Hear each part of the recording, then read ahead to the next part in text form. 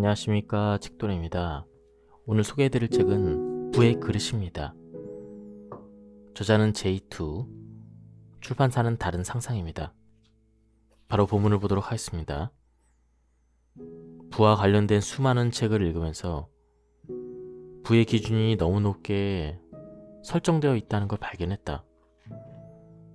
기준이 높다 보니 대다수의 사람들은 도전조차 하지 않거나 중도에 포기하기 쉽다. 부자가 될 방법론을 써낸 저자들은 대개 100억이 넘는 재산을 가진 부자들이었다. 많은 부자가 엄청난 재산을 모은 뒤 부의 개념을 설파했지만 대중이 그대로 따라하기에는 그 기준이 너무 높다. 그러나 내가 통찰해낸 부의 개념은 다르다. 우리는 모두 태어날 때부터 시간 부자로서 가능성을 가진다. 진정한 부는 돈의 많고 적음이 아니라 자기 삶을 어떻게 가꾸느냐에 달려있다. 이제 돈만 쫓는 좁은 틀에서 벗어나야 한다. 죽음 앞에서는 아무리 부자여도 모든 걸 반납하고 떠나야 한다. 맨몸으로 태어나 한 줌의 흙으로 돌아갈 수밖에 없는 게 인생이다. 부의 그릇이란 곧 나만의 돈그릇이다. 내가 그 그릇을 발견해 시간에서 자유로워지고 타인과의 비교에서 벗어나 자율적인 삶을 살 수 있다면 그것이 바로 나만의 부다. 진정한 자유란 타인과 비교하지 않고 내 삶을 내가 주도하는 그것부터 시작된다. 남이 시켜서가 아니라 스스로 삶을 통제하고 주도적으로 살아간다면 월 500만 원의 소득으로도 충분히 부자가 될 수가 있다. 반대로 어떤 의사는 매달 3천만 원을 벌지만 아침 8시부터 밤 7시까지 365일 병원에 묶여 있다. 겉으로는 부자처럼 보일지 몰라도 내 기준에서는 전혀 부자가 아니다. 오직 자신의 시간과 노동을 갈아 넣어야만 얻는 소득이기 때문이다. 여행도 휴식도 진정한 자유도 없다. 진정한 부는 돈의 많고 적음이 아니라 삶의 자유에 달려있다. 비록 월 500만 원이라도 시간에서 자유롭고 타인과의 비교에서 벗어나 진정한 행복을 느낀다면 그는 이미 부자이다. 반대로 100억을 갖고도 1000억을 가진 사람을 부러워한다면 평생 불행할 수밖에 없다.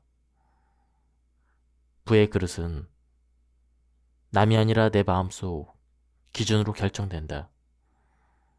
이제는 삶을 바라볼 때 시간과 죽음이라는 관점을 더해야 한다. 그 안에서 분명 나만의 돈그릇, 즉 자유를 지켜줄 그릇이 존재한다. 그 그릇을 찾고 나면 남과 비교할 이유는 더 이상 존재하지 않는다. 월 500만 원으로도 행복을 찾고 자유를 찾았다면 분명 부자가 맞다. 우리는 행복하기 위해 부자가 되려 한다. 그렇다면 그 과정 또한 행복해야 한다. 나만의 부의 그릇을 찾아 내 삶을 온전히 즐길 수 있다면 그것이 곧 성공한 삶이다. 부의 그릇을 찾고 멈출 수 있는 용기, 세상과의 비교를 끊고 나만의 기준을 세울 수 있다면 더 나아가지 않아도 충분하다. 가끔 나는 부의 그릇을 찾은 뒤 제주도로 이사해 둘레길을 걸으며 내 삶을 돌아보는 상상을 하곤 한다. 석양이 지는 바다를 바라보며 책을 쓰고 휴대폰은 꺼둔 채 누구의 간섭도 받지 않는 시간. 시원한 공기와 달콤한 바람 속에서 온전히 나만의 자유를 만끽한다. 그것이 바로 행복이다. 이 순간 세상이 정한 부의 기준은 아무런 의미가 없다. 진정한 부는 비교가 아니라 자유에서 비롯되니까. 돈의 액수가 아니라 내가 사랑하는 일을 하며 현재를 행복하게 살아가는 것. 그것이 진짜 부자이다. 어떤가? 이제 당신도 부에 도전할 용기가 생겼는가? 막연한 꿈이 아니라 현실에서 부의 그릇을 찾을 결심이 생겼는가? 맞다. 누구나 부자가 될 수가 있다. 이 책은 나만의 부의 그릇을 찾아가는 여정과 방법을 담고 있다. 많은 이들이 과연 부의 그릇이란 그런 것이 존재하는가? 라고 묻는다. 내 대답은 분명하다. 그렇다이다. 다만 그 모습은 사람마다 다르다. 부의 그릇은 줄어들기도 하고 어느 순간 급격히 커지기도 한다. 가득 차 넘칠 때도 있지만 방심과 오만으로 산산이 부서질 수도 있다. 눈에 보이지 않지만 우리의 태도와 관점, 그리고 삶의 방식에 따라 끊임없이 부의 그릇은 변한다. 이 책에서는 그 보이지 않는 그릇을 최대한 객관화하여 해체하고 지금 내게 어떤 그릇이 있는지 점검하려 한다. 부의 그릇은 단순히 돈을 담는 통이 아니라 인생의 희노애락이 담긴 그런 그릇이다. 행복과 고통, 성취와 좌절을 모두 담아내면서 나만의 맞춤형 그릇으로 다듬어간다. 결국 중요한 것은 더 큰 그릇을 가지는 것이 아니라 지금 나에게 알맞은 그릇을 발견하고 만족하며 살아가는 것이다. 살면서 가장 무서운 건 삶이 정체되는 것이다. 지금 미래에 대해서 아무런 목적의식이 없이 소파에 앉아 온종일 쇼폼이나 넷플릭스를 보며 시간을 흘려보내고 있다면 분명 정체되어 있는 것이다. 당신의 인생은 점점 쪼그라들지도 모른다. 하지만 다행이다. 이 책은 자신을 객관화하고 정체된 상태에서 빠져나올 수 있는 에너지로 가득 차 있다. 과거에 가슴 뛰던 그 시절에는 무언가 절실하게 도전했던 기억이 있지만 매일 쳇바퀴 돌듯 살아가는 요즘 옆을 볼 여유조차 없다. 마치 말이 눈앞에 양옆을 가리고 달리는 것 같다. 성장이 없다면 우리 노년 생활은 불행할 수밖에 없다. 젊어서 시간적, 육체적으로 여유가 있을 때는 불편한 걸 느끼지 못하겠지만 멈춤이 장시간 지속된다면 노후에 크나큰 시련이 발생한다.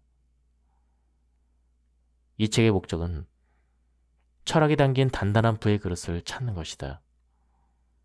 누구나 부자에 도전할 수 있으며 내가 제시하는 방법을 따른다면 당신도 만족하고 멈출 수 있는 부의 지점을 만나게 될 것이다. 인간에게는 두 가지 두려움이 존재한다. 과거를 후회하는 마음과 미래를 걱정하는 마음이다. 이미 지나간 후회를 지금으로 끌고 오거나 아직 일어나지 않은 일을 앞당겨 걱정하는 것이다. 단단한 부의 그릇을 만들려면 이 두 가지를 끊어내야 한다. 과거에 대한 후회와 미래에 대한 두려움을 날려보내고 오늘에 집중하라. 지금 이 순간 최선을 다할 때 부의 그릇은 단단해진다. 돈을 걷어내면 내 삶에는 오직 시간만 남는다. 부자가 되고자 하는 이유도 마찬가지다. 남의 눈치를 보지 않고 내 시간을 온전히 쓰기 위해서이다. 부자들이 말하듯 돈이 많아서 좋은 이유는 단지 돈 때문만이 아니다.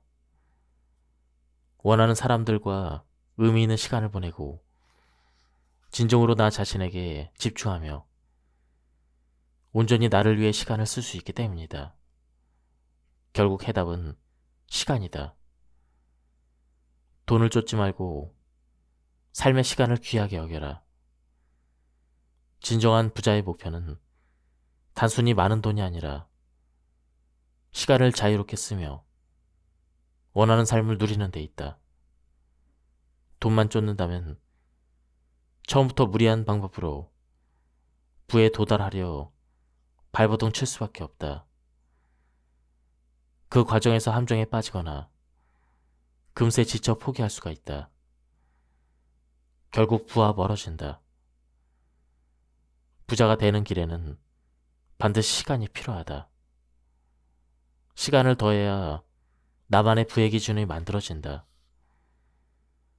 친하게 지내는 작가님 한 분이 있다. 그는 모든 재산을 배당 투자에 넣고 제주도에 내려가 살고 있다.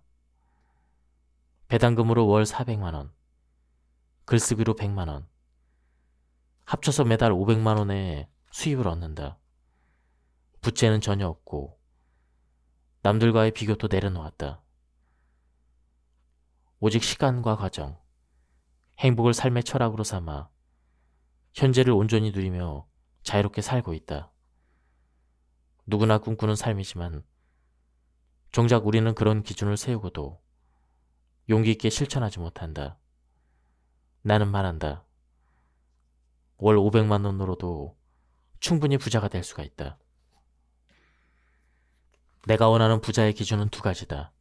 첫째, 시간에서의 자유. 둘째, 완벽한 1,000만 원. 들쑥날쑥한 현금 흐름이면 안 된다. 이 두 가지가 충족된다면 나는 주저없이 회사를 떠날 것이다. 나는 가장이며 현재 아이가 있다. 고정적인 파이프라인이 기준이 돼야 한다. 가족이 있는 사람도 혼자 사는 사람도 있다. 중요한 것은 시간이라는 양념을 넣고 지금의 내가 얼마를 가지면 시간의 자유를 누릴 수 있는지 직접 계산해 보는 것이다.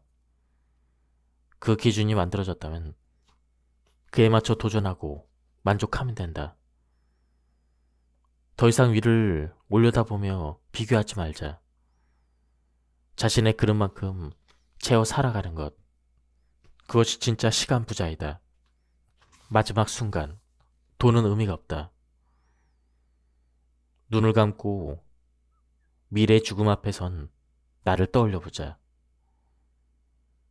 오로지 미래의 내 모습을 상상해보자. 마지막에는 죽음이 기다리고 있다.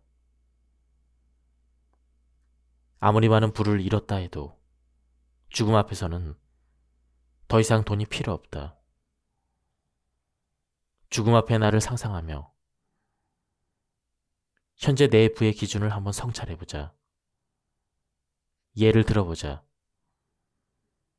지금 나는 배당금과 오피스텔 임대 수입으로 월 500만 원의 자동 수입을 얻고 있다. 그리고 기혼이며 아이가 한 명 있다. 자동 수입이 생기기 전까지는 회사의 노예처럼 살았다.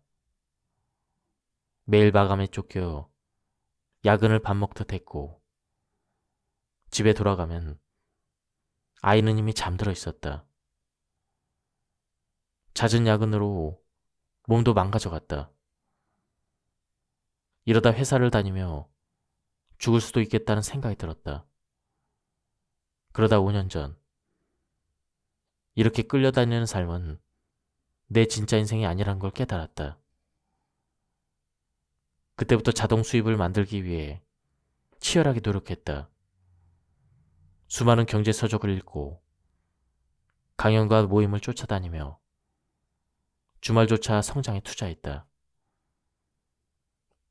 그렇게 마침내 월 500만 원의 자동 수입을 만들고 회사를 박차가 나왔다. 지금은 그동안에 치열했던 그 과정을 책으로 집필하며 나만의 퍼스널 브랜드를 만들어가고 있다. 책 제목은 회사원으로 자동 수입 500만 원 만드는 비법이다. 물론 500만 원쯤은 부자들에게 큰 돈이 아닐 것이다. 하지만 나와 같은 평범한 회사원들에게 자동 수입 500만 원은 꿈같은 일이다. 무엇보다 이제 나는 시간의 자유를 얻었다. 그리고 매일 아침 아이를 학교에 데려다주는 그 짧은 순간이 내게는 가장 큰 행복이자 기쁨이다. 이 예시 속에서 나는 타인과의 비교 대신 자신만의 부의 그릇을 찾아냈다. 나만의 온전한 시간 속에서 그 그릇은 500만 원일지라도 나는 훌륭한 부자이다. 가슴속에 부가 가득 차 있고 오늘 하루를 온전히 나를 위해 최선을 다해 살아간다. 하루하루 치열하게 살아간 경험이 나의 퍼스널 브랜드를 만들어 주었다.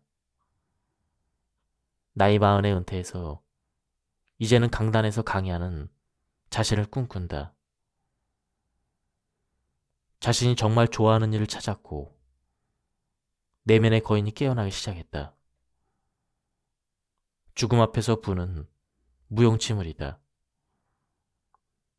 나의 현재에 그릇에 만족하고 죽음이라는 설탕을 첨가해보면 지금 불을 향한 과도한 열망을 멈출 용기가 생긴다. 메멘토 모리와 카르페 디엠은 고대 로마에서 전해 내려온 삶의 격언이다. 카르페 디엠은 호라티우스의 시에서 미래에 너무 의지하지 말고 오늘을 붙잡아라는 뜻으로 전해지며 메멘토 모리는 죽음을 기억하라라는 의미로서 로마 문화 속에서 삶의 유연함을 상기시키는 표현이다. 메멘토 모리를 깨달았을 때 우리는 현재를 소중히 여기며 충실히 살아갈 수가 있다. 반대로 자신의 부의 그릇을 찾지 못하고 남들과 비교하며 끊임없이 위를 바라본다면 현실에 충실히 살 수 없다. 미래의 목표를 현재에 끌어다 고통스럽게 살 수밖에 없기 때문이다. 예를 들어 당신에게 지금 필요한 건 시간적인 자유와 월 500만 원이다. 자동 수입이 만들어진다면 평생 내 삶을 온전히 즐길 수가 있다. 그럼 당신의 부의 그릇은 500만 원이다. 자신의 그릇이 500만 원이라는 걸 정확히 인식해야 한다. 만약 500만 원에 만족하고 즐겁게 살아간다면 그곳에서 멈추면 된다. 더 이상 위쪽을 보지 말고 비교하지 말자. 죽음 앞에서 내 그릇 이상의 부는 필요 없다. 삶에 충실하면서도 죽음을 의식한다면 그 과정은 분명 즐겁고 신나는 여정이 될 것이다. 과거의 후회와 미래의 걱정은 모두 날려버리자. 부의 그릇을 찾아가는 여정을 충실하게 살아야 진정한 행복을 느낄 수가 있다. 너무 돈에만 매달리지 말자. 그래야 비로소 나만의 진짜 돈 그릇을 발견할 수가 있다. 버블은 자산 시장에만 발생하는 것이 아니라 인생에도 존재한다. 나는 첫 책 ETF 사용 설명서에서 투자에서 심리적 요인이 가장 중요하다고 강조했다. 심리적 요인을 객관화해 놓은 것이 바로 하이먼 민스키 심리 곡선이다. 이는 자산에만 해당되는 게 아니다. 이 지표를 사람의 심리에 반영하면 사람에게 버블이 발생하는 구간, 부의 그릇이 넘치는 지점을 찾아낼 수가 있다. 부를 이루고 나서 한순간에 무너지는 사람들을 종종 본 적이 있을 것이다. 이는 모두 인생의 거품이 발생하면서 부의 그릇이 넘쳐 흐른 경우이다. 자신도 모르게 부가 들어왔다가 빠져나가고 기존에 있던 자산마저도 같이 끌고 들어가 삶이 나락으로 빠진다. 예를 들어 연예인이나 스포츠 선수 중 내면을 관리하며 살아가는 스타들이 있다. 대중의 인기를 한 번에 얻어 수십 편의 광고를 찍지만 내면이 단단한 스타들은 자신의 그릇 크기를 명확히 알고 있다. 오만해지는 순간 문제가 발생한다는 걸 직감적으로 알고 있다. 그들은 일이 잘 될수록 오히려 잠시 멈춰 뒤를 돌아본다. 그리고 부의 그릇이 넘칠 거라고 판단되면 오히려 활동을 쉬고 에너지를 의도적으로 줄여나간다. 자신의 그릇이 넘칠 것을 예상하고 쉬는 것이다.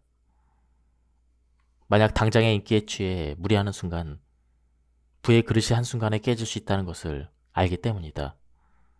부자가 되기 위해서는 두 가지가 중요하다. 첫 번째, 나의 부의 그릇에 만족하고 멈출 것인가? 아니면 튼튼하게 만들어 성장할 것인가? 남을 돕고 싶은 마음에서 출발하라. 책 1000원을 경영하라의 저자는 우리가 모두 알고 있는 다이소를 창업한 박정부 회장이다. 그는 다이소를 설립하기 전 모든 국민이 1000원으로 필요한 물건을 살 수 있게 하려면 어떻게 해야 할까? 이 질문에서 출발했다. 처음부터 목표는 내 것이 아닌 남을 위한 마음이었다. 하지만 처음부터 모든 물건을 1000원에 저렴하게 공급하는 것은 쉽지 않았다. 대부분 사람이라면 포기했겠지만 박정부 회장은 다시 도전했다. 그는 대량 구매를 통해 원가를 낮추고 1000원의 물건을 공급하기 시작한 것이다. 자칫 실패하면 재고 부담으로 한순간에 무너질 위험이 있었지만 그는 한두 가지 품목에서 점진적으로 확장하며 성공으로 이어갔다. 매장이 늘어나면서 대량 구매가 가능한 제품도 자연스럽게 증가했다. 오늘날 인플레이션 시대에도 1000원의 행복을 누릴 수 있는 곳은 오직 다이소뿐이다. 처음에는 남을 돕고 싶다는 마음에서 시작했다. 만약 돈을 먼저 떠올렸다면 그런 일은 불가능했을 것이다. 돈을 우선순위로 두고 세상을 바라봤다면 사람들을 도울 수 있는 연결이라는 개념을 미처 떠올리지 못했을 것이다. 모든 사람을 편하게 도와주겠다는 어린아이의 순수한 마음에서 부의 선순환 구조가 시작된다. 부의 선순환 구조란 돈의 흐름이 자발적으로 타인의 주머니에서 내 주머니로 이동하는 것을 의미한다. 부의 선순환 구조에 올라타기 위해서는 타인을 위한 마음을 지금 내가 부에 도전하는 영역에 투영해야 한다. 이를 위해서는 반복적으로 스스로 질문해야 한다. 지금 내가 도전하는 분야에서 어떻게 하면 타인을 도울 수 있을까? 이 질문을 계속하다 보면 남을 도울 수 있는 지점이 조금씩 보이기 시작한다. 돋보기 원리처럼 에너지를 한 곳에 집중할 때 우리는 부의 길에 들어설 수가 있다. 에너지는 눈에 보이지 않는다. 눈에 보이지 않기 때문에 우리는 종종 그 존재를 잊는다. 그러나 이렇게 눈에 보이지 않는 에너지도 습관과 의지력으로 충분히 통제할 수가 있다. 첫째는 습관이다. 많은 부자가 공통적으로 강조하는 이야기가 있다. 바로 생활을 최소화하라는 것이다. 집안에 불필요한 물건을 줄이고 공간을 단순하게 유지하며 아침에 일어나면 가장 먼저 이부자리를 정리하는 습관을 들이자. 이 작은 행동이 하루를 주도할 수 있는 자신감으로 이어지기 때문이다. 또 부의 길에 들어설 때는 에너지를 분산시키는 요소, 예를 들어 반려동물처럼 많은 시간과 정성이 필요한 것들은 피하라고 조언한다. 왜 부자들은 한결같이 이런 이야기를 할까? 그 이유는 바로 에너지의 총량을 이해하고 있기 때문이다. 사소한 선택과 행동에 에너지를 낭비하다 보면 하루가 끝날 즈음 지쳐버리고 결국 부정적인 감정에 휘둘리고 만다. 그렇게 되면 성공을 향한 집중력이 떨어지고 목표에 도달하는 길이 더 멀어질 수밖에 없다. 나는 이카루스의 날개처럼 기대치를 지나치게 높게 설정하면 욕망이 통제불능으로 번지면서 부의 그릇이 깨지고 오히려 불어가는 길을 스스로 망칠 수 있다고 믿는다. 실제로 이런 상황을 직접 겪어봤다. 최종 목표를 100억으로 설정했지만 기대치를 현재로 끌어와 살다 보니 지금의 과정이 훌륭함에도 만족하지 못하고 더 높은 그곳을 향해 나아가려다 고통 속에 허우적거린 적이 있다. 결국 기대치가 지나치면 이카로스의 날개처럼 어느 순간 나의 목표가 태양에 다 녹아버릴 수가 있다. 훌륭한 계획을 성공시키는데 너무 높은 기대치는 오히려 독이 된다. 반대로 너무 낮은 기대치는 버크 강사의 말처럼 목표의식을 흐리게 할 수도 있다. 그렇다면 어떻게 해야 할까? 자신의 목표를 적어보자. 100이라는 최종 목표가 있다면 4단계로 구분해 단계별 목표를 세분화하라. 20%를 달성했다면 바로 100%를 바라보지 말고 다음 50%를 향해 나아가라. 그 과정에서 자신을 사랑하게 될 것이다. 지금도 충분히 잘하고 있기 때문이다.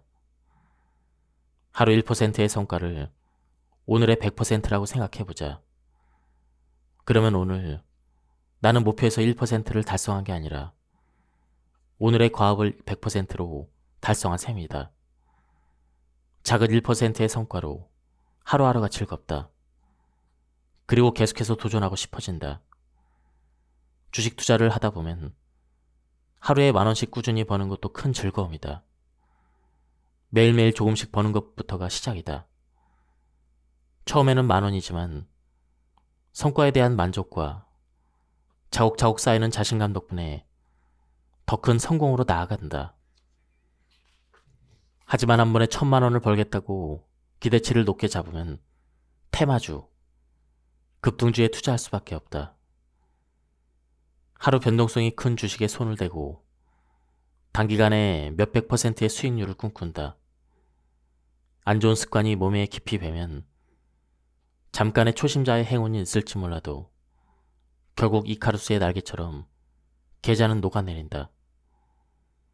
무엇이든 과하면 독이 된다. 내가 깨달은 부의 법칙은 간단하다. 기대치를 조절하는 것. 우리가 부자가 되고자 하는 건 결국 행복해지기 위해서이다. 치열한 도전 속에서도 행복의 과정이 있어야 하며 목표가 아무리 높아도 그 여정 속에서 시간을 소중히 여기고 행복을 찾아야 한다. 젊음을 다 바쳐 부에 도달해야 한다 한들 그 시절의 시간과 추억은 돌아오지 않는다.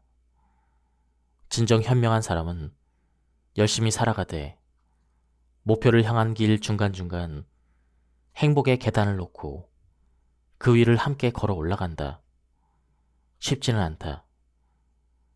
하지만 이 책을 체득해 나간다면 당신만의 부와 행복의 철학이 반드시 세워질 것이다. 경험이 없는 사람에게 묻지 마라. 경험이 없는 사람에게 조언을 구하면 대부분 하지 마라. 그 길은 위험하다라는 말을 들을 가능성이 크다. 부의 길 초입에서 이런 조언은 불필요한 시간 낭비와 부정적인 에너지로 작용할 수가 있다. 경험이 없는 사람은 전문 지식도 실제 경험도 없으므로 올바른 답을 줄 수가 없다. 따라서 부에 도전할 때는 반드시 경험과 노하우를 가진 멘토를 찾아야 한다. 현재 돈이 없다면 조금씩 아껴 10,000원이라도 투자해보고 관련 서적을 읽어나가면 된다. 블로그를 개설해보고 서툴지만 내가 공부한 지식을 공유해보자. 나의 서툰 자료에도 도움을 받은 사람이 있다. 읽고 적다 보면 조금씩 일어나지 않을 것 같은 변화들이 감지되기 시작한다. 10,000원의 배당금 투자에서 500원의 배당금을 받은 경험을 하고 블로그에 글을 남기며 이웃과 소통하면서 새로운 정보를 얻을 수가 있다. 모르는 것이 있으면 지식이 뛰어난 사람에게 물어보고 강의가 있다면 직접 참석해 배우는 것도 좋다. 현재 내 주위에서 일어나지 않을 것 같은 일들이 가지를 치며 늘어간다. 신비한 경험을 하게 된다.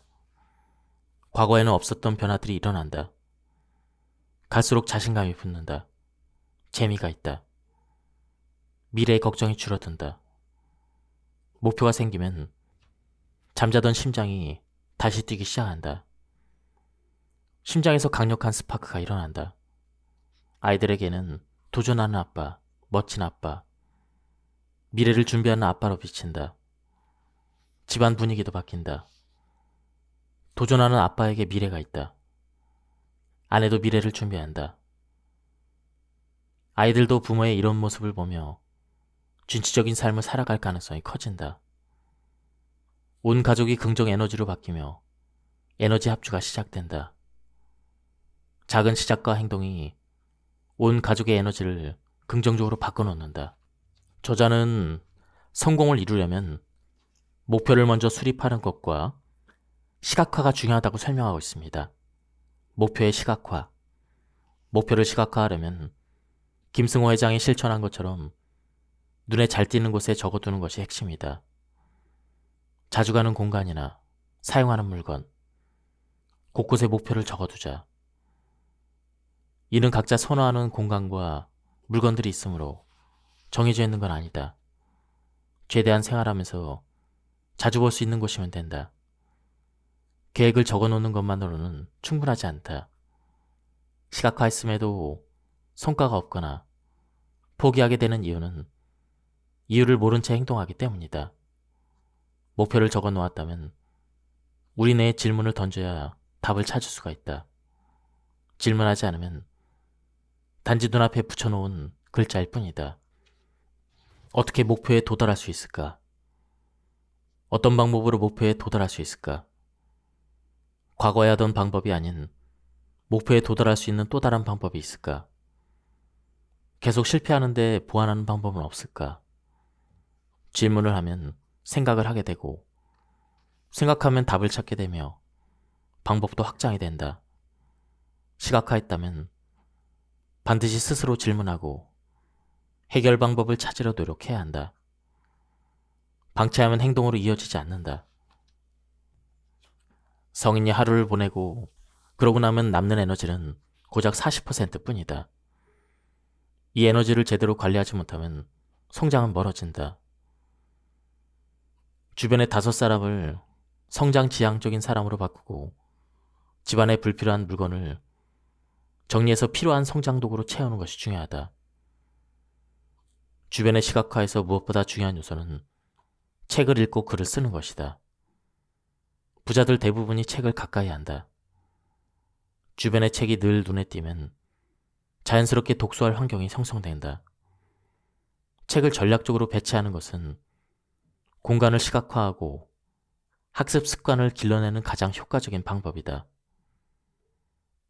대부분 이 좋은 걸 하지 않기 때문에 부하 멀어진다. 책 읽기는 부를 이루는 데 중요한 요소 중 하나이다. 현재 내 주변을 둘러보자. 책이 없는가? 없다면 책으로 주변을 채워 목표를 시각화하라. 자주 눈에 띄면 한 장이라도 읽게 되고 한 장이 2장으로 이어지며 자연스럽게 독서 습관이 형성된다. TV나 쇼품 같은 산만한 요소에도 멀어진다. 책으로 주변을 시각화해서 습관이 됐다면 그 다음 단계로 글쓰기를 실천해 보길 권한다. 여기서 사람들 대부분이 망설인다. 분명 처음에는 힘들다. 하지만 남들이 하지 않는 것. 힘든 걸 해야 삶이 분명히 바뀐다. 책을 읽어 삶에 적용하는 것이 부로 가는 길에 장작을 지피는 것이라면 글을 쓰며 생각을 체계화하는 것은 그 길에 휘발유를 부어 속도를 올리는 것과 같다. 글을 쓴다는 건 책을 읽는 것보다 5배는 더 성장 가능성이 높다. 글을 쓰고 문제를 발견하면 수정할 수가 있다. 쓰지 않으면 알 수 없는 일이다. 수정하면서 내 생각과 철학이 정립된다. 내 기준이 똑바로 서게 된다. 남의 의견에 휘둘리지 않는 것도 이때부터이다. 지금까지는 남의 철학에 기대며 살았지만 글을 쓰기 시작하면서는 남의 좋은 점을 흡수하고 내 삶에 맞게 소화하며 나만의 철학을 만들어간다. 이렇게 단단하게 쌓인 철학은 내 삶을 지탱하는 힘으로 작용한다. 함정에 빠지지 않기 위한 훈련. 세상에는 늘 버블, 곧 함정이 존재한다. 하지만 버블은 한자리에 머물러 있지 않는다. 수많은 희생자를 남기며 마치 악마처럼 옮겨다닌다. 순식간에 생겼다 사라지고 또다시 사람들의 욕망을 타고 다른 곳으로 옮겨 붙는다. 어디로 향할지 알 수 없기 때문에 준비가 되어 있지 않고 세상을 나만의 기준으로 분별하지 못한다면 언젠가는 그 함정에 빠질 수밖에 없다. 내 눈에는 곳곳에 부비 트랩처럼 설치된 수많은 함정이 보인다. 그러나 대중이 세상을 냉정하게 바라보는 일은 쉽지 않다. 그래서 나는 사람들에게 하이먼 민스키의 심리 지표를 세상을 바라보는 기준으로 삼아 연습해보라고 권한다. 처음엔 낯설지만 자주 접하다 보면 버블이 끼는 지점이 보이기 시작한다. 세상을 냉철하게 바라보고 걸러내는 능력 또한 훈련이며 부의 길로 들어서는데 꼭 필요한 요소이다. 부자가 되는 길은 결코 평탄하지 않다. 함정에 빠지지 않기 위한 연습. 그 자체가 부를 지키고 키우기 위한 필수 과정이다. 나는 현재 여러 파이프라인을 만들어 월 2천만 원의 자본소득을 얻고 있다. 돈이 돈을 벌어들이는 구조를 갖추면서 소득은 점점 더 빠르게 늘어나고 있다. 지금 내 소득 구조는 월급, 주식 투자, 배당금, 출간 인세, 애드포스트까지 다양하다. 과거에는 월급과 주식 투자에만 의존했지만 이제는 부의 사이클 5단계를 이해하고 삶에 적용하면서 출간까지 성공했고 투자 수익 구조도 안정화되었다. 덕분에 부의 가속도는 더욱 빨라지고 있다. 여기까지 오면서 깨달은 점은 부에 이르는 방법에 정해진 루트가 있다는 것이다. 이른바 부의 사이클 5단계이다. 그 과정을 하나씩 밟아나가면 누구나 부의 길로 들어설 수가 있다. 하루 30분 루틴. 나만의 부의 그릇을 찾아가는 길은 결코 순탄하지 않다. 하지만 힘든 과정 속에서도 반드시 지켜야 할 두 가지가 있다. 바로 행복과 건강이다. 이들을 챙기지 않는다면 설령 나만의 부의 그릇을 완성하더라도 결국 후회하게 될 것이다. 그래서 우리는 부의 그릇 이후에 삶까지 미리 생각해야 한다. 그 삶을 제대로 누리기 위해서는 과정 속에서 건강관리가 필수적이다. 많은 부자들의 루틴에는 운동이 있다. 하루 30분이라도 운동을 꾸준히 습관화한다. 그들은 잘 알고 있다. 돈이 아무리 많아도 건강을 잃으면 아무 소용이 없다는 것을.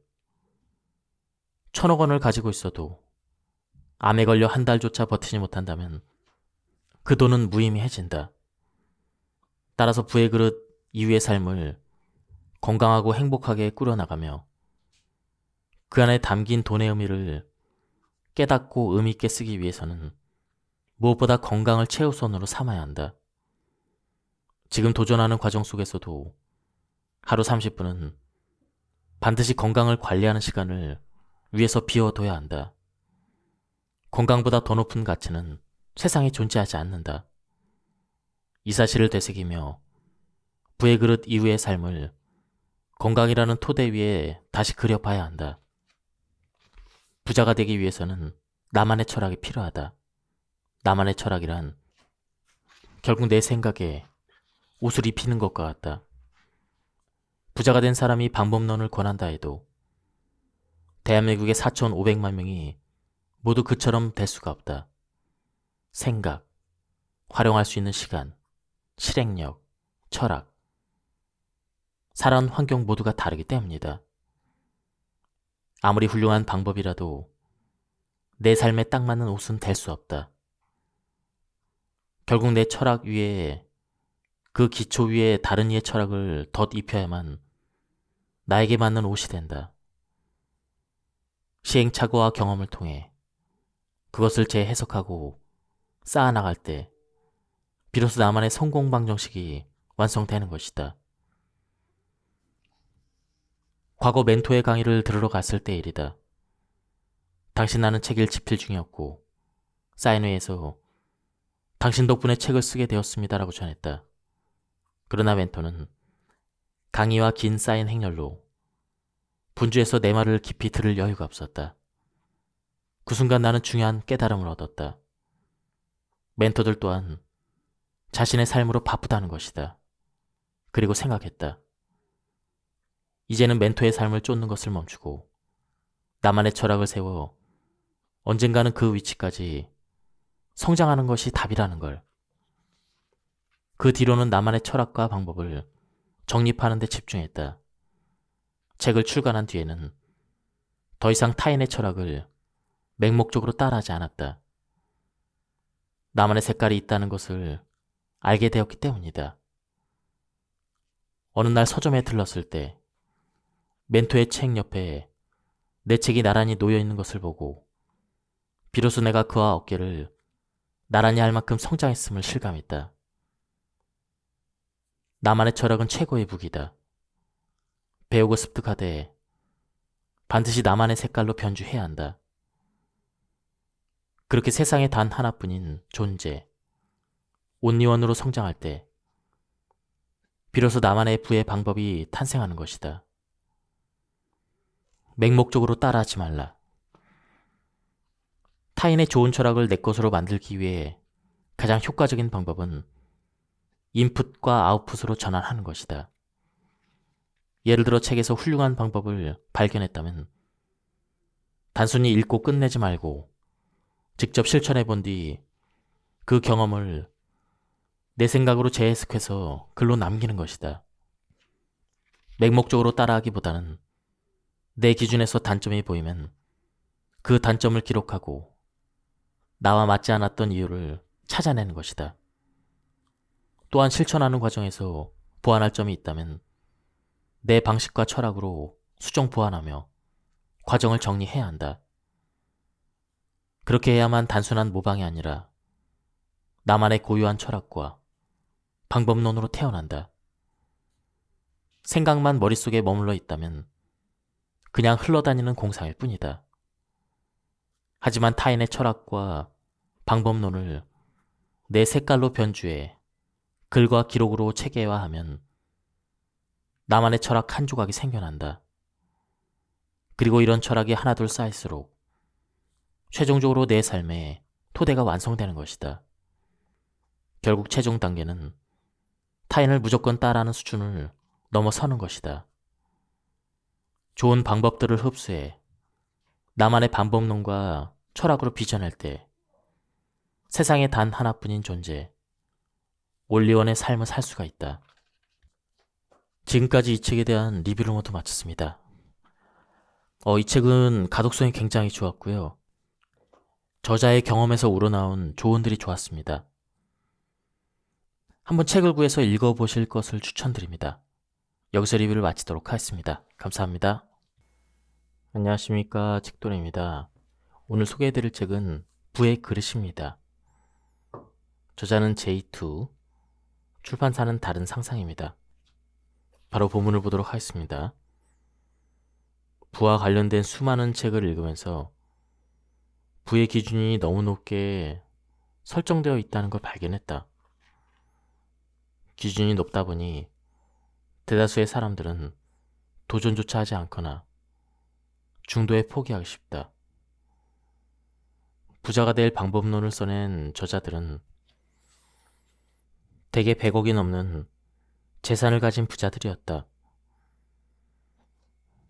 많은 부자가 엄청난 재산을 모은 뒤 부의 개념을 설파했지만 대중이 그대로 따라하기에는 그 기준이 너무 높다.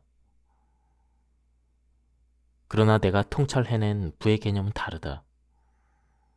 우리는 모두 태어날 때부터 시간 부자로서 가능성을 가진다. 진정한 부는 돈의 많고 적음이 아니라 자기 삶을 어떻게 가꾸느냐에 달려있다. 이제 돈만 쫓는 좁은 틀에서 벗어나야 한다. 죽음 앞에서는 아무리 부자여도 모든 걸 반납하고 떠나야 한다.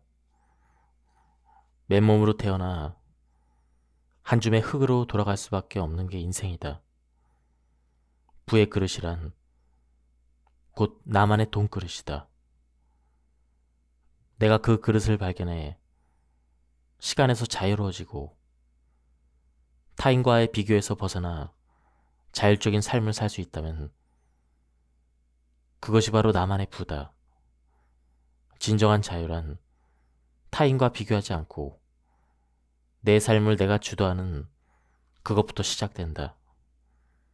남이 시켜서가 아니라 스스로 삶을 통제하고 주도적으로 살아간다면 월 500만 원의 소득으로도 충분히 부자가 될 수가 있다.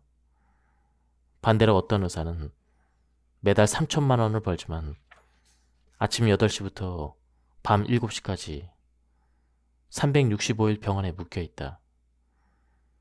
겉으로는 부자처럼 보일지 몰라도 내 기준에서는 전혀 부자가 아니다. 오직 자신의 시간과 노동을 갈아 넣어야만 얻는 소득이기 때문이다.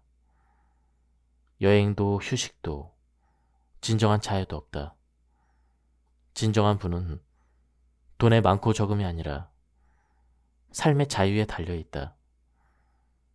비록 월 500만 원이라도 시간에서 자유롭고 타인과의 비교에서 벗어나 진정한 행복을 느낀다면 그는 이미 부자이다.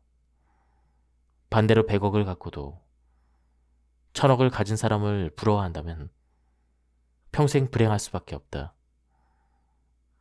부의 그릇은 남이 아니라 내 마음속 기준으로 결정된다. 이제는 삶을 바라볼 때 시간과 죽음이라는 관점을 더해야 한다. 그 안에서 분명 나만의 돈그릇, 즉 자유를 지켜줄 그릇이 존재한다. 그 그릇을 찾고 나면 남과 비교할 이유는 더 이상 존재하지 않는다. 월 500만 원으로도 행복을 찾고 자유를 찾았다면 분명 부자가 맞다. 우리는 행복하기 위해 부자가 되려 한다. 그렇다면 그 과정 또한 행복해야 한다. 나만의 부의 그릇을 찾아 내 삶을 온전히 즐길 수 있다면 그것이 곧 성공한 삶이다. 부의 그릇을 찾고 멈출 수 있는 용기, 세상과의 비교를 끊고 나만의 기준을 세울 수 있다면 더 나아가지 않아도 충분하다. 가끔 나는 부의 그릇을 찾은 뒤 제주도로 이사해 둘레길을 걸으며 내 삶을 돌아보는 상상을 하곤 한다. 석양이 지는 바다를 바라보며 책을 쓰고 휴대폰은 꺼둔 채 누구의 간섭도 받지 않는 시간. 시원한 공기와 달콤한 바람 속에서 온전히 나만의 자유를 만끽한다. 그것이 바로 행복이다. 이 순간 세상이 정한 부의 기준은 아무런 의미가 없다. 진정한 부는 비교가 아니라 자유에서 비롯되니까. 돈의 액수가 아니라 내가 사랑하는 일을 하며 현재를 행복하게 살아가는 것. 그것이 진짜 부자이다. 어떤가? 이제 당신도 부에 도전할 용기가 생겼는가? 막연한 꿈이 아니라 현실에서 부의 그릇을 찾을 결심이 생겼는가? 맞다. 누구나 부자가 될 수가 있다. 이 책은 나만의 부의 그릇을 찾아가는 여정과 방법을 담고 있다.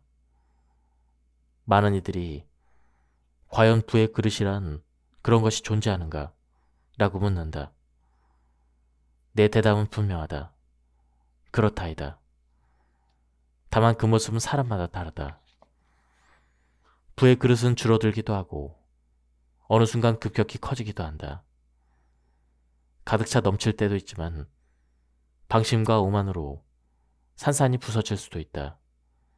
눈에 보이지 않지만 우리의 태도와 관점, 그리고 삶의 방식에 따라 끊임없이 부의 그릇은 변한다. 이 책에서는 그 보이지 않는 그릇을 최대한 객관화하여 해체하고 지금 내게 어떤 그릇이 있는지 점검하려 한다. 부의 그릇은 단순히 돈을 담는 통이 아니라 인생의 희노애락이 담긴 그런 그릇이다. 행복과 고통, 성취와 좌절을 모두 담아내면서 나만의 맞춤형 그릇으로 다듬어간다. 결국 중요한 것은 더 큰 그릇을 가지는 것이 아니라 지금 나에게 알맞은 그릇을 발견하고 만족하며 살아가는 것이다. 살면서 가장 무서운 건 삶이 정체되는 것이다. 지금 미래에 대해서 아무런 목적의식이 없이 소파에 앉아 온종일 쇼폼이나 넷플릭스를 보며 시간을 흘려보내고 있다면 분명 정체되어 있는 것이다. 당신의 인생은 점점 쪼그라들지도 모른다. 하지만 다행이다. 이 책은 자신을 객관화하고 정체된 상태에서 빠져나올 수 있는 에너지로 가득 차 있다. 과거에 가슴 뛰던 그 시절에는 무언가 절실하게 도전했던 기억이 있지만 매일 쳇바퀴 돌듯 살아가는 요즘 옆을 볼 여유조차 없다. 마치 말이 눈앞에 양옆을 가리고 달리는 것 같다. 성장이 없다면 우리 노년 생활은 불행할 수밖에 없다. 젊어서 시간적, 육체적으로 여유가 있을 때는 불편한 걸 느끼지 못하겠지만 멈춤이 장시간 지속된다면 노후에 크나큰 시련이 발생한다. 이 책의 목적은 철학이 담긴 단단한 부의 그릇을 찾는 것이다. 누구나 부자에 도전할 수 있으며 내가 제시하는 방법을 따른다면 당신도 만족하고 멈출 수 있는 부의 지점을 만나게 될 것이다. 인간에게는 두 가지 두려움이 존재한다. 과거를 후회하는 마음과 미래를 걱정하는 마음이다. 이미 지나간 후회를 지금으로 끌고 오거나 아직 일어나지 않은 일을 앞당겨 걱정하는 것이다. 단단한 부의 그릇을 만들려면 이 두 가지를 끊어내야 한다. 과거에 대한 후회와 미래에 대한 두려움을 날려보내고 오늘에 집중하라. 지금 이 순간 최선을 다할 때 부의 그릇은 단단해진다. 돈을 걷어내면 내 삶에는 오직 시간만 남는다. 부자가 되고자 하는 이유도 마찬가지다. 남의 눈치를 보지 않고 내 시간을 온전히 쓰기 위해서이다. 부자들이 말하듯 돈이 많아서 좋은 이유는 단지 돈 때문만이 아니다. 원하는 사람들과 의미 있는 시간을 보내고 진정으로 나 자신에게 집중하며 온전히 나를 위해 시간을 쓸 수 있기 때문이다. 결국 해답은 시간이다. 돈을 쫓지 말고 삶의 시간을 귀하게 여겨라. 진정한 부자의 목표는 단순히 많은 돈이 아니라 시간을 자유롭게 쓰며 원하는 삶을 누리는 데 있다. 돈만 쫓는다면 처음부터 무리한 방법으로 부에 도달하려 발버둥 칠 수밖에 없다. 그 과정에서 함정에 빠지거나 금세 지쳐 포기할 수가 있다. 결국 부와 멀어진다. 부자가 되는 길에는 반드시 시간이 필요하다. 시간을 더해야 나만의 부의 기준이 만들어진다. 친하게 지내는 작가님 한 분이 있다. 그는 모든 재산을 배당 투자에 넣고 제주도에 내려가 살고 있다. 배당금으로 월 400만 원, 글쓰기로 100만 원, 합쳐서 매달 500만 원의 수입을 얻는다.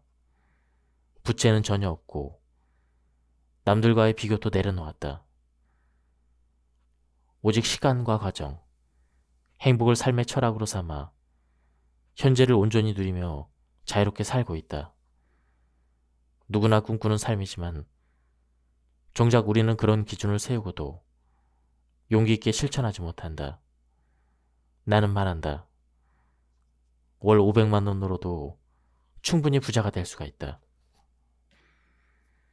내가 원하는 부자의 기준은 두 가지다.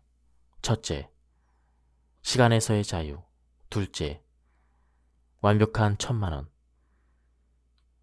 들쑥날쑥한 현금 흐름이면 안 된다.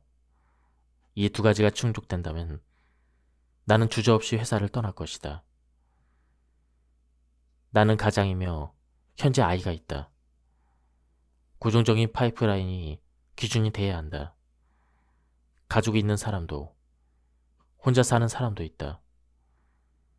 중요한 것은 시간이라는 양념을 넣고 지금의 내가 얼마를 가지면 시간의 자유를 누릴 수 있는지 직접 계산해 보는 것이다. 그 기준이 만들어졌다면 그에 맞춰 도전하고 만족하면 된다. 더 이상 위를 올려다보며 비교하지 말자. 자신의 그릇만큼 채워 살아가는 것. 그것이 진짜 시간 부자이다. 마지막 순간, 돈은 의미가 없다. 눈을 감고 미래의 죽음 앞에선 나를 떠올려보자. 오로지 미래의 내 모습을 상상해보자. 마지막에는 죽음이 기다리고 있다. 아무리 많은 부를 잃었다 해도 죽음 앞에서는 더 이상 돈이 필요 없다. 죽음 앞에 나를 상상하며 현재 내 부의 기준을 한번 성찰해보자. 예를 들어보자. 지금 나는 배당금과 오피스텔 임대 수입으로 월 500만 원의 자동 수입을 얻고 있다. 그리고 기혼이며 아이가 한 명 있다. 자동 수입이 생기기 전까지는 회사의 노예처럼 살았다.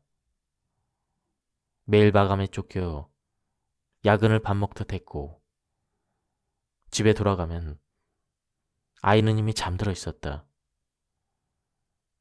잦은 야근으로 몸도 망가져갔다.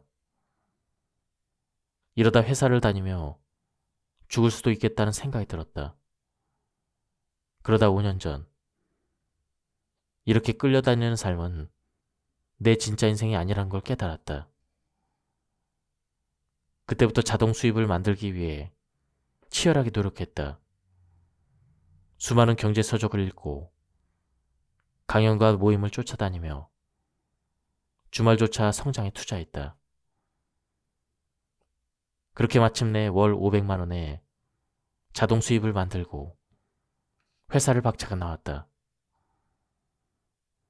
지금은 그동안에 치열했던 그 과정을 책으로 집필하며 나만의 퍼스널 브랜드를 만들어가고 있다. 책 제목은 회사원으로 자동 수입 500만 원 만드는 비법이다. 물론 500만 원쯤은 부자들에게 큰 돈이 아닐 것이다. 하지만 나와 같은 평범한 회사원들에게 자동 수입 500만 원은 꿈 같은 일이다. 무엇보다 이제 나는 시간의 자유를 얻었다. 그리고 매일 아침 아이를 학교에 데려다주는 그 짧은 순간이 내게는 가장 큰 행복이자 기쁨이다. 이 예시 속에서 나는 타인과의 비교 대신 자신만의 부의 그릇을 찾아냈다. 나만의 온전한 시간 속에서 그 그릇은 500만 원일지라도 나는 훌륭한 부자이다. 가슴속에 부가 가득 차 있고 오늘 하루를 온전히 나를 위해 최선을 다해 살아간다. 하루하루 치열하게 살아간 경험이 나의 퍼스널 브랜드를 만들어 주었다. 나이 40에 은퇴해서 이제는 강단에서 강의하는 자신을 꿈꾼다. 자신이 정말 좋아하는 일을 찾았고 내면의 거인이 깨어나기 시작했다. 죽음 앞에서 부는 무용지물이다. 나의 현재에 그릇에 만족하고 죽음이라는 설탕을 첨가해보면 지금 불을 향한 과도한 열망을 멈출 용기가 생긴다. 메멘토 모리와 카르페 디엠은 고대 로마에서 전해 내려온 삶의 격언이다. 카르페 디엠은 호라티우스의 시에서 미래에 너무 의지하지 말고 오늘을 붙잡아라는 뜻으로 전해지며, 메멘토 모리는 죽음을 기억하라라는 의미로서 로마 문화 속에서 삶의 유연함을 상기시키는 표현이다. 메멘토 모리를 깨달았을 때 우리는 현재를 소중히 여기며 충실히 살아갈 수가 있다. 반대로 자신의 부의 그릇을 찾지 못하고 남들과 비교하며 끊임없이 위를 바라본다면 현실에 충실히 살 수 없다. 미래의 목표를 현재에 끌어다 고통스럽게 살 수밖에 없기 때문이다. 예를 들어 당신에게 지금 필요한 건 시간적인 자유와 월 500만 원이다. 자동 수입이 만들어진다면 평생 내 삶을 온전히 즐길 수가 있다. 그럼 당신의 부의 그릇은 500만 원이다.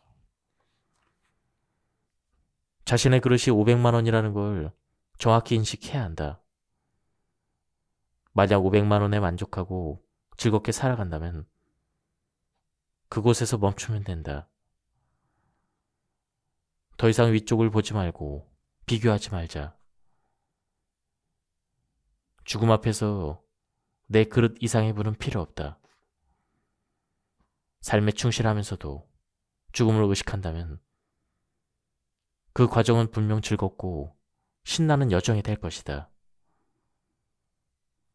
과거의 후회와 미래의 걱정은 모두 날려버리자. 부의 그릇을 찾아가는 여정을 충실하게 살아야 진정한 행복을 느낄 수가 있다. 너무 돈에만 매달리지 말자. 그래야 비로소 나만의 진짜 돈 그릇을 발견할 수가 있다. 버블은 자산 시장에만 발생하는 것이 아니라 인생에도 존재한다. 나는 첫 책 ETF 사용 설명서에서 투자에서 심리적 요인이 가장 중요하다고 강조했다. 심리적 요인을 객관화해 놓은 것이 바로 하이먼 민스키 심리 곡선이다. 이는 자산에만 해당되는 게 아니다. 이 지표를 사람의 심리에 반영하면 사람에게 버블이 발생하는 구간, 부의 그릇이 넘치는 지점을 찾아낼 수가 있다. 부를 이루고 나서 한순간에 무너지는 사람들을 종종 본 적이 있을 것이다. 이는 모두 인생에 거품이 발생하면서 부의 그릇이 넘쳐 흐른 경우이다. 자신도 모르게 부가 들어왔다가 빠져나가고 기존에 있던 자산마저도 같이 끌고 들어가 삶이 나락으로 빠진다. 예를 들어 연예인이나 스포츠 선수 중 내면을 관리하며 살아가는 스타들이 있다. 대중의 인기를 한 번에 얻어 수십 편의 광고를 찍지만 내면이 단단한 스타들은 자신의 그릇 크기를 명확히 알고 있다.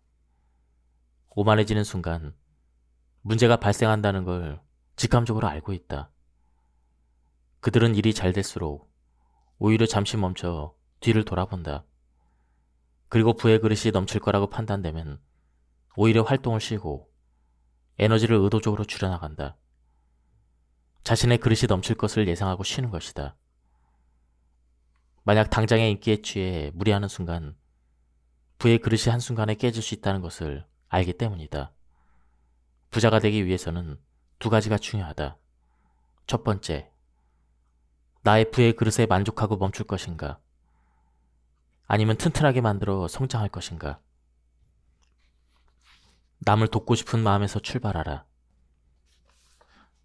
책 1000원을 경영하라의 저자는 우리가 모두 알고 있는 다이소를 창업한 박정부 회장이다. 그는 다이소를 설립하기 전 모든 국민이 1000원으로 필요한 물건을 살 수 있게 하려면 어떻게 해야 할까? 이 질문에서 출발했다. 처음부터 목표는 내 것이 아닌 남을 위한 마음이었다.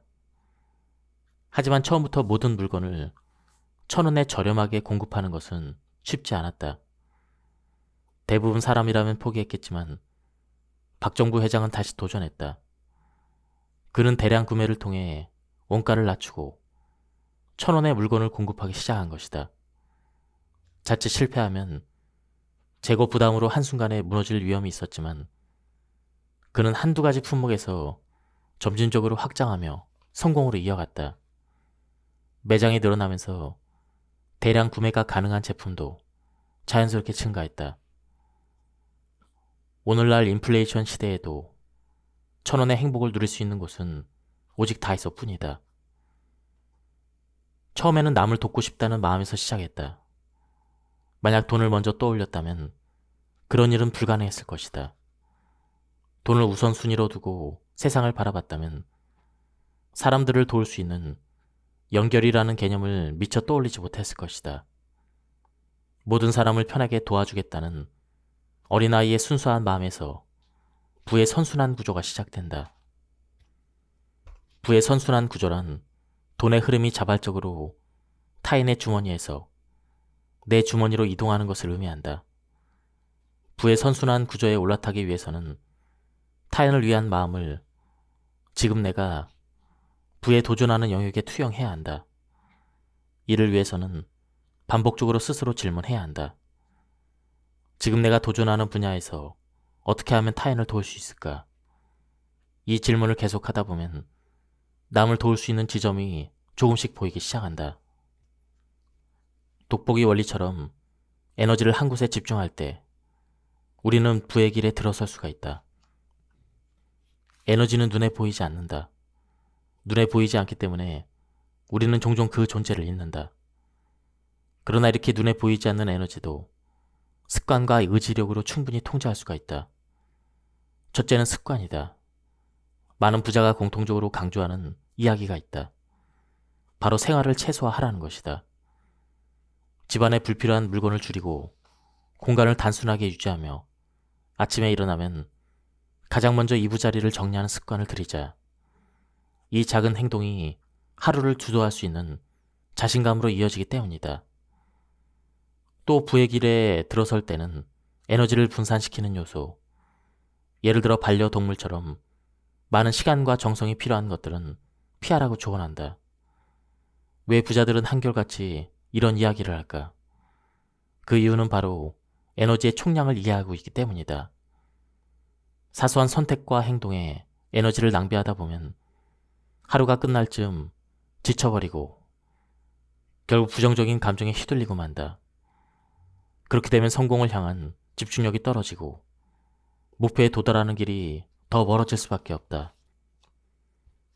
나는 이카루스의 날개처럼 기대치를 지나치게 높게 설정하면 욕망이 통제불능으로 번지면서 부의 그릇이 깨지고 오히려 불어가는 길을 스스로 망칠 수 있다고 믿는다. 실제로 이런 상황을 직접 겪어봤다. 최종 목표를 100억으로 설정했지만 기대치를 현재로 끌어와 살다 보니 지금의 과정이 훌륭함에도 만족하지 못하고 더 높은 그곳을 향해 나아가려다 고통 속에 허우적거린 적이 있다. 결국 기대치가 지나치면 이카루스의 날개처럼 어느 순간 나의 목표가 태양에 닿아 녹아버릴 수가 있다. 훌륭한 계획을 성공시키는데 너무 높은 기대치는 오히려 독이 된다. 반대로 너무 낮은 기대치는 버크 강사의 말처럼 목표의식을 흐리게 할 수도 있다. 그렇다면 어떻게 해야 할까? 자신의 목표를 적어보자. 100이라는 최종 목표가 있다면 4단계로 구분해 단계별 목표를 세분화하라. 20%를 달성했다면 바로 100%를 바라보지 말고 다음 50%를 향해 나아가라. 그 과정에서 자신을 사랑하게 될 것이다. 지금도 충분히 잘하고 있기 때문이다. 하루 1%의 성과를 오늘의 100%라고 생각해보자. 그러면 오늘 나는 목표에서 1%를 달성한 게 아니라 오늘의 과업을 100%로 달성한 셈이다. 작은 1%의 성과로 하루하루가 즐겁다. 그리고 계속해서 도전하고 싶어진다. 주식 투자를 하다 보면 하루에 10,000원씩 꾸준히 버는 것도 큰 즐거움이다. 매일매일 조금씩 버는 것부터가 시작이다. 처음에는 10,000원이지만 성과에 대한 만족과 차곡차곡 쌓이는 자신감 덕분에 더 큰 성공으로 나아간다. 하지만 한 번에 1,000,000원을 벌겠다고 기대치를 높게 잡으면 테마주, 급등주에 투자할 수밖에 없다. 하루 변동성이 큰 주식에 손을 대고 단기간에 몇백 %의 수익률을 꿈꾼다. 안 좋은 습관이 몸에 깊이 배면 잠깐의 초심자의 행운이 있을지 몰라도 결국 이카루스의 날개처럼 계좌는 녹아내린다. 무엇이든 과하면 독이 된다.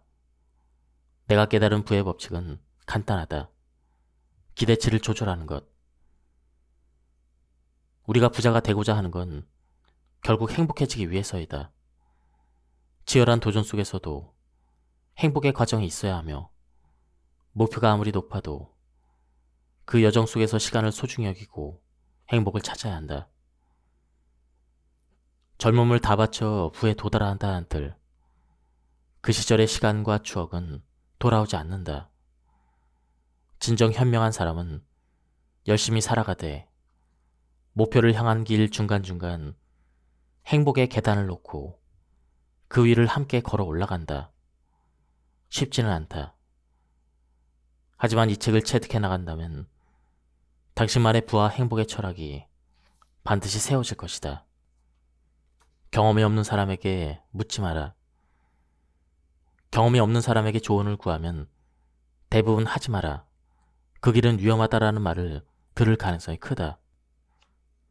부의 길 초입에서 이런 조언은 불필요한 시간 낭비와 부정적인 에너지로 작용할 수가 있다. 경험이 없는 사람은 전문 지식도 실제 경험도 없으므로 올바른 답을 줄 수가 없다.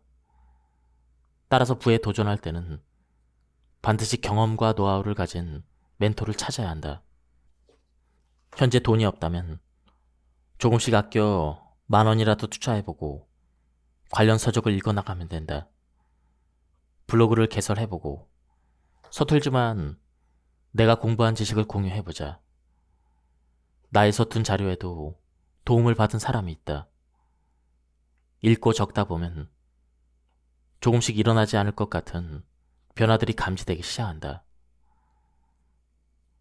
10,000원의 배당금 투자에서 500원의 배당금을 받은 경험을 하고 블로그에 글을 남기며 이웃과 소통하면서 새로운 정보를 얻을 수가 있다. 모르는 것이 있으면 지식이 뛰어난 사람에게 물어보고 강의가 있다면 직접 참석해 배우는 것도 좋다. 현재 내 주위에서 일어나지 않을 것 같은 일들이 가지를 치며 늘어간다. 신비한 경험을 하게 된다. 과거에는 없었던 변화들이 일어난다. 갈수록 자신감이 붙는다. 재미가 있다. 미래의 걱정이 줄어든다. 목표가 생기면 잠자던 심장이 다시 뛰기 시작한다. 심장에서 강력한 스파크가 일어난다. 아이들에게는 도전하는 아빠, 멋진 아빠, 미래를 준비하는 아빠로 비친다. 집안 분위기도 바뀐다. 도전하는 아빠에게 미래가 있다. 아내도 미래를 준비한다. 아이들도 부모의 이런 모습을 보며 진취적인 삶을 살아갈 가능성이 커진다. 온 가족이 긍정 에너지로 바뀌며 에너지 합주가 시작된다. 작은 시작과 행동이 온 가족의 에너지를 긍정적으로 바꿔놓는다.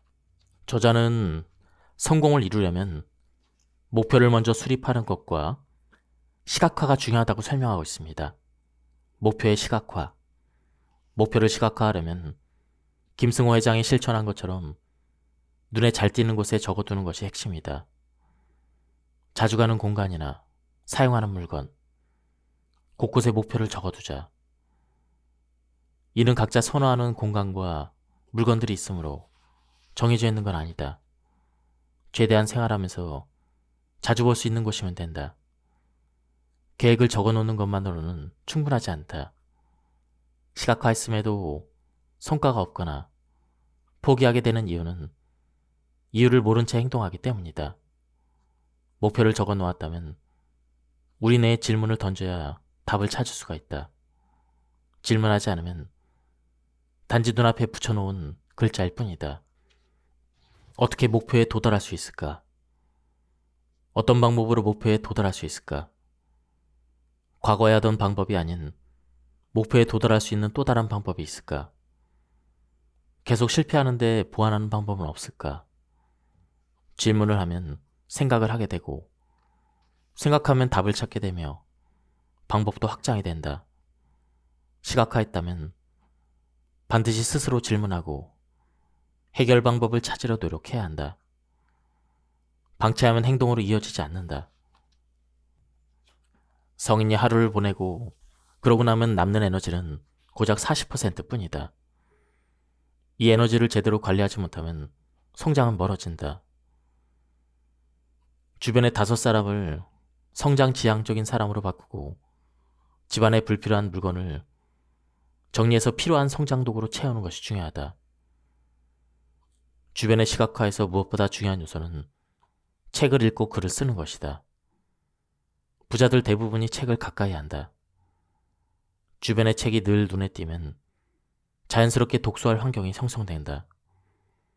책을 전략적으로 배치하는 것은 공간을 시각화하고 학습 습관을 길러내는 가장 효과적인 방법이다. 대부분 이 좋은 걸 하지 않기 때문에 부하 멀어진다. 책 읽기는 부를 이루는 데 중요한 요소 중 하나이다. 현재 내 주변을 둘러보자. 책이 없는가? 없다면 책으로 주변을 채워 목표를 시각화하라. 자주 눈에 띄면 한 장이라도 읽게 되고 한 장이 2장으로 이어지며 자연스럽게 독서 습관이 형성된다. TV나 쇼품 같은 산만한 요소에도 멀어진다. 책으로 주변을 시각화해서 습관이 됐다면 그 다음 단계로 글쓰기를 실천해 보길 권한다. 여기서 사람들 대부분이 망설인다. 분명 처음에는 힘들다. 하지만 남들이 하지 않는 것. 힘든 걸 해야 삶이 분명히 바뀐다. 책을 읽어 삶에 적용하는 것이 부로 가는 길에 정작을 짚히는 것이라면 글을 쓰며 생각을 체계화하는 것은 그 길에 휘발유를 부어 속도를 올리는 것과 같다. 글을 쓴다는 건 책을 읽는 것보다 5배는 더 성장 가능성이 높다. 글을 쓰고 문제를 발견하면 수정할 수가 있다. 쓰지 않으면 알 수 없는 일이다. 수정하면서 내 생각과 철학이 정립된다. 내 기준이 똑바로 서게 된다. 남의 의견에 휘둘리지 않는 것도 이때부터이다. 지금까지는 남의 철학에 기대며 살았지만 글을 쓰기 시작하면서는 남의 좋은 점을 흡수하고 내 삶에 맞게 소화하며 나만의 철학을 만들어간다. 이렇게 단단하게 쌓인 철학은 내 삶을 지탱하는 힘으로 작용한다. 함정에 빠지지 않기 위한 훈련. 세상에는 늘 버블, 곧 함정이 존재한다. 하지만 버블은 한 자리에 머물러 있지 않는다. 수많은 희생자를 남기며 마치 악마처럼 옮겨다닌다. 순식간에 생겼다 사라지고 또다시 사람들의 욕망을 타고 다른 곳으로 옮겨 붙는다. 어디로 향할지 알 수 없기 때문에 준비가 되어 있지 않고 세상을 나만의 기준으로 분별하지 못한다면 언젠가는 그 함정에 빠질 수밖에 없다. 내 눈에는 곳곳에 부비 트랩처럼 설치된 수많은 함정이 보인다. 그러나 대중이 세상을 냉정하게 바라보는 일은 쉽지 않다. 그래서 나는 사람들에게 하이먼 민스키의 심리 지표를 세상을 바라보는 기준으로 삼아 연습해보라고 권한다.